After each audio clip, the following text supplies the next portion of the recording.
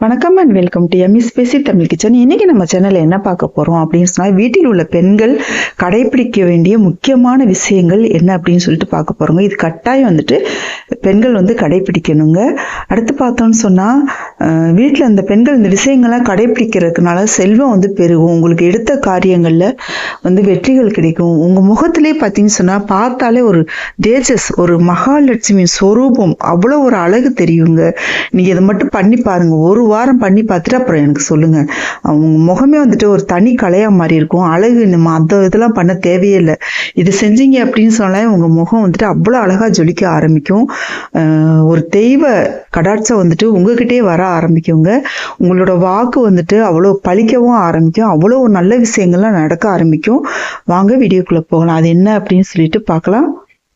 அதுக்கு முன்னாடி ஒரு சின்ன விஷயங்க. இந்த வீடியோக்கு நீங்கள் பண்ணக்கூடிய ஒவ்வொரு லைக் தான் எனக்கு பண்ணக்கூடிய ஒரே ஆதரவு, சப்போர்ட். ஸோ இந்த வீடியோ பிடிச்சிருச்சுன்னா லைக் பண்ணி சப்ஸ்கிரைப் பண்ணிக்கோங்க. காலையில் எந்திரிச்ச உடனே என் வீட்டில் இருக்கக்கூடிய பெண்கள் பார்த்தீங்கன்னா குளிச்சிடணுங்க. ஒரு சிலர் பார்த்தோன்னு சொன்னால் சாயங்காலம் வரைக்கும் குளிக்காமல் ஒரு அழுக்கு நைட்டியை போட்டுட்டு அப்படியே முகத்தை பார்த்தாலே நம்மளுக்கு டல்லாயிரும். அந்த மாதிரி இருப்பாங்க. நான் நிறைய பேரை பார்த்துட்டு, அவங்க பொதுவாகவே அந்த சாயங்காலம் தான் குளிக்கக்கூடியதை பழக்கமாகவே வச்சுருப்பாங்க. சரி போனால் போதுன்னு சொல்லிட்டு ஒரு விளக்கேற்றி வைப்பாங்க. அப்படி இல்லை அப்படின்னு சொன்னால் அதையும் விட்டுருவாங்க. ஒரு சிலர் பாருங்க காலைல குளிக்காமையே விளக்கேற்றிட்டு இருப்பாங்க. அப்புறம் கஷ்டம் அப்புறம் எங்கே இருந்துதாங்க வருது? கஷ்டம் வரத்தானே செய்யும். இந்த மாதிரிலாம் இருந்தோம் அப்படின்னு சொன்னால் அந்த மாதிரி இருக்கக்கூடாதுங்க. நீங்கள் காலைல எந்திரிச்ச உடனே குளிச்சுட்டு நல்ல ஒரு குங்குமத்தை வச்சுட்டு நீங்கள் சாமி கும்பிட்டுட்டு பூஜை அறையில் நீங்கள் எந்திரிக்க கூட ஒரு அரை மணி நேரம் முன்னாடி எந்திரிச்சா போதுங்க. இது எல்லாமே செஞ்சு முடிச்சிடலாம். விளக்கேற்றி வச்சுட்டு அடுத்து நீங்கள் கிச்சனில் போயிட்டு நீங்கள் எந்த வேலையும் பார்க்க ஆரம்பிங்க.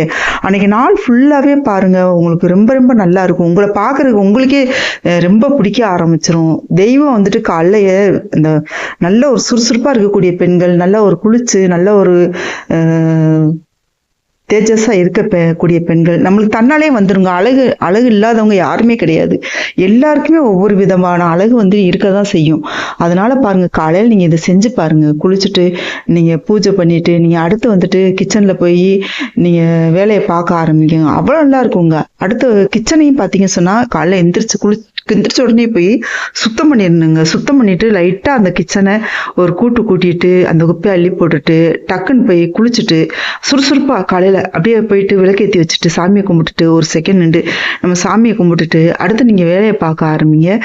அவ்வளோ நல்லா இருக்கும் பாருங்க. அந்த நாள் ஃபுல்லாகவே பாருங்க, நீங்கள் எந்த ஒரு காரியங்கள் எடுத்தாலும் சரி அது உங்களுக்கு வெற்றி தான் தருமே தவிர எந்த ஒரு மனக்கசப்பையும் தராது.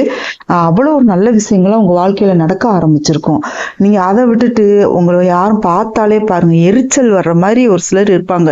அப்படியே சோர்ந்து போய் ஒரு சுறுசுறுப்பே இல்லாமல் ஒரு மந்தமா ஒரு குளிக்காம நைட்டி போடலாங்க, தப்பு இல்லை. இரவு நேரத்துல போட்டுக்கலாம். பகல் நேரத்துல போட்டுக்கிட்டு தெரியக்கூடாதுங்க. ஒரு நல்ல ஒரு பெண்களை பார்த்த உடனே ஒரு மகாலட்சுமி சொரூபமா இருக்கணும். அந்த காலத்துல பெரியவங்க சொல்லியிருக்காங்க இல்லையா, கந்தலானாலும் கசக்கி கட்டு, கூழானாலும் குளித்து குளினாது. இதோட தாங்க, காரணத்தோட தாங்க. ஒருத்தவங்க ஆணோ பெண்ணோ குழந்தைகளோ காலையில நம்ம குளிச்சுட்டு நல்லா ஃப்ரெஷ்ஷா இருந்தோம் அப்படின்னு சொன்னா நீங்க ஒண்ணுமே செய்ய வேணாம். நீங்க அந்த நைட்டி போட்டுக்கிட்டு உங்க உருவத்தை நீங்க கண்ணாடியில போய் பாருங்க. அந்த பகல் அந்த குளிக்காம செய்யாம சோம்பல் பிடிச்சி போய் அப்படி இருக்கீங்க இல்லையா, அந்த டைம்ல அந்த கண்ணாடியில உங்க உருவத்தை போய் பாருங்க. அதே டைம்ல நீங்க நீங்க காலையில எந்திரிச்சு சுறுசுறுப்பா குளிச்சுட்டு அப்புறம் சாமி கும்பிட்டுட்டு அதுக்கு பின்னாடி நீங்க போயிட்டு உங்க உருவத்தை கண்ணாடியில பாருங்க. அப்படியே பாக்குறதுக்கே ஒரு நல்ல ஒரு லட்சுமி கடாட்சுமி நம்மளுக்கே ரொம்ப பிடிக்க ஆரம்பிக்குங்க.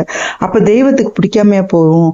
அப்ப பாருங்க, உங்களுக்கு தனி ஒரு அழகே கிடைக்க ஆரம்பிச்சிருக்கும். வீட்டுல இருக்கவங்களே பாருங்க உங்களை மதிச்சு நல்லா ஒரு பரவாயில்லையே இந்த பொண்ணு நல்லா ஒரு தெய்வ கடாட்சமா இருக்கே அப்படின்னு சொல்லிட்டு நினைக்க ஆரம்பிப்பாங்க. உங்க பேச்சுக்கு மதிப்பு கொடுக்க ஆரம்பிப்பாங்க. அவ்வளவு நல்ல விஷயங்கள் நடக்க ஆரம்பிக்கும். தெய்வங்களும் பாருங்க அந்த சுறுசுறுப்பா காலையில வீட்டுல அந்த குடும்ப பெண் எப்படி இருக்காங்களோ அந்த வீட்டுக்குள்ளதான் பாருங்க தெய்வம் நுழையுன்னு சொல்லுவாங்க. அதனால பாருங்க, காலைல எந்திரிக்கிறோமா, குளிக்கிறோமா, அடுத்து வேலையில பாக்குறோமா, அந்த மாதிரி வச்சுக்கணுங்க. எக்காரணத்தை கொண்டு அந்த தூங்கி வழிஞ்சு போய் அந்த நைட்டியை போட்டுக்கிட்டு, நைட்டி நமக்கு சௌகரியமான உடை தான், இல்லைன்னு சொல்லல, நைட்டி போடக்கூடாதுன்னு சொல்லல. ஆனா இரவு நேர உடையா போட்டுக்கோங்க. காலைல எந்திரிக்கிறோமா அந்த வேலையை மட்டும் செஞ்சுட்டு நம்ம அடுத்தடுத்த வேலைகளை செய்ய ஆரம்பிச்சோம் அப்படின்னு சொன்னா அன்னைக்கு நாள் முழுக்கவே அப்படியே ஃப்ரெஷ்ஷாக அப்படி நல்லா இருக்கும் பாருங்க.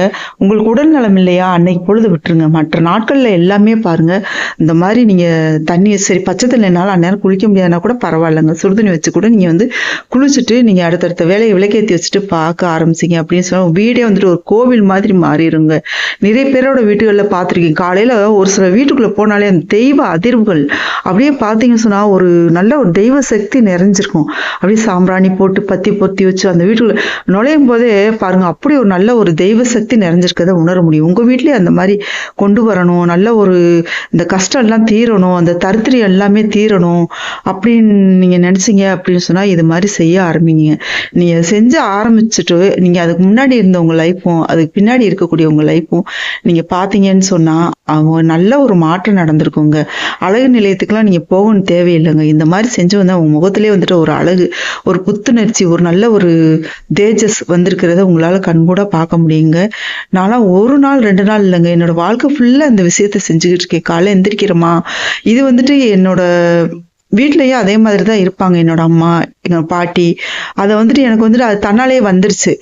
ஒரு சிலர் வீட்டில் பாருங்க, அதான் சொல்றேன் இல்லையா, சாயங்காலம் வரைக்கும் அந்த நைட்டி போட்டுட்டு அப்படியே குளிக்காம கொள்ளாம தெரிஞ்சு சாயங்காலம் குளிச்சா எனக்கு நைட் நல்லா தூக்கம் வருதுங்க அப்படின்வாங்க. அதெல்லாம் நீங்க நினைக்கவே நினைக்காதீங்க. எப்போ படுத்தீங்கனாலும் மனசு நிம்மதியா இருந்துச்சுன்னா தூக்கம் வரும். நீங்க இந்த மாதிரி நீங்க செய்யுங்க. உங்க வாழ்க்கையே வந்துட்டு ஒரு எந்த ஒரு விஷயமா நீங்க போறீங்க அப்படின்னு சொன்னாலுமே வெற்றிகரமா நடக்கும். அதே மாதிரி வீட்டுக்கு யார் வந்தாலும் ஒரு சிரிச்ச முகத்தோட வாங்க அப்படின்னு சொல்லி கேளுங்க. வீட்டுக்கு வரக்கூடிய விருந்தினர்கள் தெய்வத்தின் உருவில் வருவாங்க அப்படின்னு சொல்லிட்டு நம்ம முன்னோர்கள் சொல்லி வச்சிருக்காங்க. அது மாதிரி பெண்கள் வந்தாங்க அப்படின்னு சொன்னா கட்டாயமா அவங்களுக்கு வந்துட்டு தண்ணீர் கொடுங்க. வந்து அவங்க வந்துட்டு ஒரு சில நேரம் மகாலட்சுமியே வந்துட்டு அவங்க உருவத்தோட அவங்க விருந்தாளியோட நம்ம வீட்டுக்குள்ள நுழையிறதா ஐதீகம் இருக்கு. நம்ம ஒரு பெரியவங்க வந்தாங்கன்னு வச்சுக்கோங்க, குலதெய்வங்களே நம்ம அவங்க உருவத்தில் நம்ம வீட்டுக்குள்ள வந்து நுழையிறதா ஒரு ஐதீகம் இருக்கு. அதனால ஒரு தெய்வ சக்தி நிறைந்த வீடா மாறும் அப்படின்றதுல எந்த ஒரு மாற்றமும் கிடையாதுங்க. உங்க வீடு ஃபுல்லாவே நல்ல ஒரு கோவில் மாதிரி ஒரு தெய்வ அதிர்வு நிறைந்த வீடா மாற ஆரம்பிக்குங்க. இந்த மாதிரிலாம் நீங்க செஞ்சுக்கிட்டு வந்தீங்க அப்படின்னு சொன்னாலே, அதே மாதிரி நீங்க அந்த காலைல எந்திரிக்கும் போதே, இந்த தரையில கால் வைக்கும் போதே நீங்க உங்களோட குலதெய்வத்தையும் விநாயகரையும் இஷ்ட தெய்வத்தையும் வணங்கிட்டு நீங்க தரையில கால் வச்சுட்டு நீங்க அடுத்தடுத்த காரியங்களை பார்க்க ஆரம்பிச்சீங்க அப்படின்னு சொன்னாலே உங்க அந்த நாள் மட்டும் இல்லைங்க, அந்த வாழ்க்கையில முழு நாட்களுமே வந்துட்டு உங்களுக்கு வெற்றிகரமான நாளா அமையும் அப்படிங்கிறது எந்த மாற்று கருத்தும் இல்லைங்க.